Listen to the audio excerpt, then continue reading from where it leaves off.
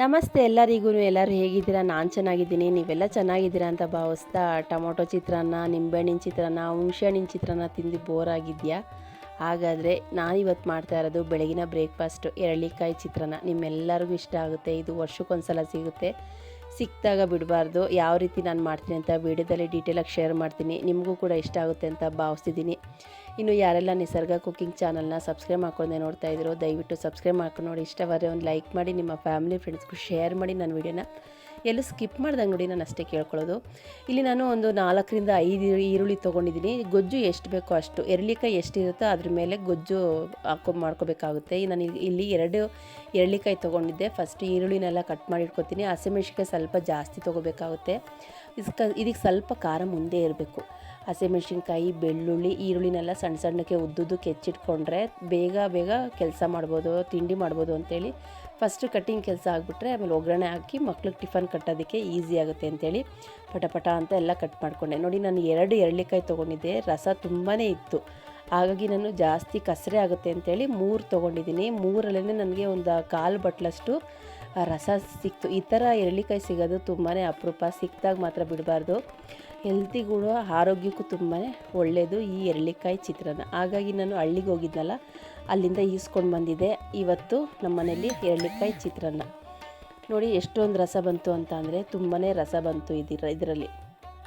ಒಂದು ಬಾಣಲಿ ತೊಗೊಂಡಿದ್ದೀನಿ. ಬಾಣಲಿಗೆ ಸ್ವಲ್ಪ ಚಿತ್ರಾನ್ನ ಅಂತ ಬಂದರೆ ಸ್ವಲ್ಪ ಎಣ್ಣೆ ಜಾಸ್ತಿ ಆಗಬೇಕು. ಮೊದಲಿಗೆ ನಾನು 1 ಬಟ್ಲಷ್ಟು ಕಡಲೆ ಬೀಜ, ಒಂದು ಸ್ವಲ್ಪ ಕಡಲೆಬೇಳೆ ತೊಗೊಂಡು ಫಸ್ಟು ಚೆನ್ನಾಗಿ ರೋಸ್ಟ್ ಮಾಡ್ಕೊತೀನಿ. ಈ ಥರ ರೋಸ್ಟ್ ಮಾಡಿ ಸಪ್ರೇಟಾಗಿ ಎತ್ತಿಟ್ಕೊಂಡು ನಾವು ಕಲಿಸ್ಕೋಬೇಕಾದ್ರೆ ಹಾಕೋದ್ರಿಂದ ತುಂಬಾ ಚೆನ್ನಾಗಿರುತ್ತೆ. ಇವಾಗಷ್ಟೇ ಗೊಜ್ಜು ಮಾಡಿದ್ದೀವೇನೋ ಅಂತ ಅಷ್ಟೇ ರುಚಿಯಾಗಿರುತ್ತೆ. ಹಾಗಾಗಿ ನಾನು ಯಾವಾಗಲೂ ಇದೇ ರೀತಿಯೇ ಮಾಡೋದು.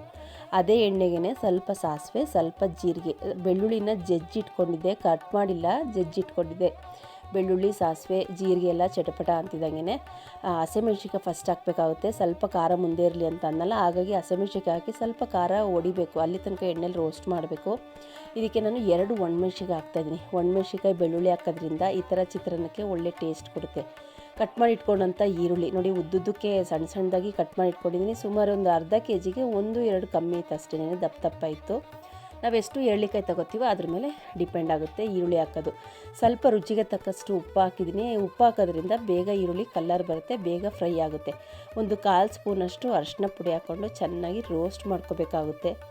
ತುಂಬಾ ಚೆನ್ನಾಗಿರುತ್ತೆ. ಒಂದೇ ಥರ ಚಿತ್ರಾನ್ನ ತಿಂದು ಬೋರ್ ಆಗಿದ್ರೆ ಈ ಎರಳಿಕಾಯಿ ಸಿಕ್ಕಿದಾಗ ಬಿಡಬೇಡಿ, ಖಂಡಿತವಾಗ್ಲೂ ಟ್ರೈ ಮಾಡಿ. ಇದಕ್ಕೆ ನಾನು 1 ಹಿಡಿಯಷ್ಟು ಹಸಿ ತೆಂಗಿನಕಾಯಿ ತುರಿ ಹಾಕ್ತಾಯಿದ್ದೀನಿ.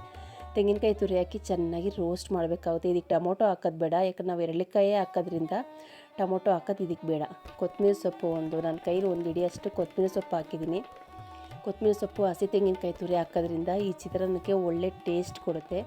ಇದಕ್ಕೆ ನಾನು ಜೀರಿಗೆ, ಮೆಂತ್ಯನ ಹುರಿದ್ಬಿಟ್ಟು ಪೌಡ್ರ್ ಮಾಡಿ ಇಟ್ಕೊಂಡಿರ್ತೀನಿ. ಈ ಥರ ಚಿತ್ರಾನ್ನಕ್ಕೆ ನಾವು ಇದು 2 ಸ್ಪೂನು ಇಲ್ಲ 1.5 ಸ್ಪೂನ್ ಹಾಕೋದ್ರಿಂದ ಒಳ್ಳೆ ಟೇಸ್ಟ್ ಕೊಡುತ್ತೆ. ಘಮ ಅಂತ ಇರುತ್ತೆ. ಮೆಂತ್ಯ ಅಲ್ವಾ, ಜೀರಿಗೆ ಮೆಂತ್ಯ ಹುರಿದಿರೋದ್ರಿಂದ ಒಳ್ಳೆ ರುಚಿ. ಇದಕ್ಕೊಂದು 1/4 ಲೋಟದಷ್ಟು ನೀರು ಹಾಕ್ಬಿಟ್ಟು ಅದು ಹಸಿ ವಾಸನೆ ಹೋಗಬೇಕು, ಅಲ್ಲಿ ತನಕ ಚೆನ್ನಾಗಿ ರೋಸ್ಟ್ ಮಾಡ್ಕೊತಾ ಇದ್ದೀನಿ. ಚೆನ್ನಾಗಿ ರೋಸ್ಟ್ ಮಾಡ್ಕೊಂಡು ಇನ್ನೇನು ಇಳಿಸ್ತೀವಿ ಅನ್ಬೇಕಾದ್ರೆ ಎರಳಿಕಾಯಿ ರಸನ ತೆಗೆದಿಟ್ಕೊಂಡಿದ್ನಲ್ಲ, ಅದು ಬೀಜನ ಸಪ್ರೇಟಾಗಿ ಮಾಡಿಕೊಂಡು ಅದು ಹಾಕಿ ತಕ್ಷಣ ಸ್ಟವ್ ಆಫ್ ಮಾಡಿಕೊಂಡು ಎತ್ತಿಟ್ಕೋಬೇಕಾಗುತ್ತೆ. ಅದು ಎರಳಿಕಾಯಿ ರಸ ಹಾಕ್ಬಿಟ್ಟು ನಾವು ಸ್ಟವ್ ಮೇಲೆ ಇಟ್ಟು ಬೇಯಿಸೋದ್ರಿಂದ ಕಸರೆ ಆಗಿಬಿಡುತ್ತೆ. ಹಾಗಾಗಿ ಬೇಯಿಸೋದು ಬೇಡ ನಮಗೆ.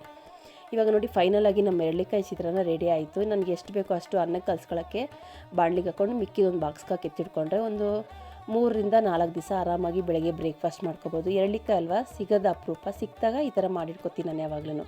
ಹುರಿದಿಟ್ಕೊಂಡಂಥ ಕಡಲೆಬೀಜ, ಕಡಲೆಬೇಳೆ ಹಾಕ್ಕೊಂಡು ಬಿಸಿ ಅನ್ನ ಮಾಡ್ಕೊಂಡಿದ್ದೆ. ಸ್ವಲ್ಪ ಉದುರುದ್ರಾಗಿರಬೇಕು, ತುಂಬ ಮೆತ್ತಗಿರಬಾರ್ದು. ಈ ಥರ ಉದ್ರುದ್ರಾಗಿ ಮಾಡ್ಕೊಳ್ಳೋದ್ರಿಂದ ಈ ಎರಳಿಕಾಯಿ ಚಿತ್ರಾನ್ನಕ್ಕೆ ತುಂಬಾ ಚೆನ್ನಾಗಿರುತ್ತೆ ಫ್ರೆಂಡ್ಸ್. ಒಂದ್ಸಲ ನೀವು ಟ್ರೈ ಮಾಡಿ. ನಾನು ಹೇಗೆಲ್ಲ ಮಾಡಿದ್ದೀನಿ ಅಂತ ವೀಡಿಯೋದಲ್ಲಿ ಡೀಟೇಲಾಗಿ ಶೇರ್ ಮಾಡಿದ್ದೀನಿ. ಬೆಳಗಿನ ಬ್ರೇಕ್ಫಾಸ್ಟ್ಗಂತೂ ಆ ಎರಳಿಕಾಯಿ ತಿನ್ನೋದ್ರಿಂದ ಪಿತ್ತ ಕಮ್ಮಿ ಆಗುತ್ತೆ. ಹಾಗಾಗಿ ಎರಳಿಕಾಯಿ ಉಪ್ಪಿನಕಾಯಿ, ಎರಳಿಕಾಯಿ ಚಿತ್ರಾನ್ನ, ಎರಳಿಕಾಯಿ ಸಿಕ್ಕಿದಾಗ ನಾನು ಅವೆರಡು ಖಂಡಿತ ಮಾಡ್ತೀನಿ. ನೆಕ್ಸ್ಟು ಎರಳಿಕಾಯಿ ಉಪ್ಪಿನಕಾಯಿ ಹಾಕೋದನ್ನು ಕೂಡ ವಿಡಿಯೋ ಶೇರ್ ಮಾಡ್ತೀನಿ. ನಮ್ಮಲ್ಲಿ ಎರಳಿಕಾಯಿ ಅಂದರೆ ತುಂಬಾ ಫೇವ್ರೇಟು. ಹಾಗಾಗಿ 1 ಎರಳಿಕಾಯಿ ಸಿಕ್ಕಿದ್ರು ಮಾಡ್ತೀನಿ ನಾನು, 2ರಿಂದ 3 ಎರಳಿಕಾಯಿ ಸಿಕ್ಕಿದ್ರೂ ಈ ಥರ ಚಿತ್ರಾನ್ನ ಮಾಡೇ ಮಾಡ್ತೀನಿ. ಎಲ್ಲರೂ ಇಷ್ಟಪಟ್ಟು ತಿಂತಾರೆ. ಹಾಗಾಗಿ ನಾನು ವಿಡಿಯೋ ಶೇರ್ ಮಾಡಿದ್ದೀನಿ. ನಾನು ಹೇಗೆ ಮಾಡಿದೆ ಅಂತ ವೀಡಿಯೋದಲ್ಲಿ ಡೀಟೇಲಾಗಿ ಶೇರ್ ಮಾಡಿದ್ದೀನಿ. ಈ ವಿಡಿಯೋ ಇಷ್ಟವಾದಲ್ಲಿ ಲೈಕ್ ಮಾಡಿ, ಶೇರ್ ಮಾಡಿ, ಕಮೆಂಟ್ ಮಾಡಿ. ನಿಸರ್ಗ ಕುಕಿಂಗ್ ಚಾನಲ್ನ ಇನ್ನೂ ಯಾರೆಲ್ಲ ಸಬ್ಸ್ಕ್ರೈಬ್ ಮಾಡ್ಕೊಂಡೆ ನೋಡ್ತಾ ಇದ್ರು ದಯವಿಟ್ಟು ಸಬ್ಸ್ಕ್ರೈಬ್ ಮಾಡ್ಕೊಂಡು ನೋಡಿ. ಇಷ್ಟವಾದರೆ ಒಂದು ಲೈಕ್ ಮಾಡಿ, ನಿಮ್ಮ ಫ್ಯಾಮಿಲಿ ಫ್ರೆಂಡ್ಸ್ಗೂ ಶೇರ್ ಮಾಡಿ ನನ್ನ ವೀಡಿಯೋನ.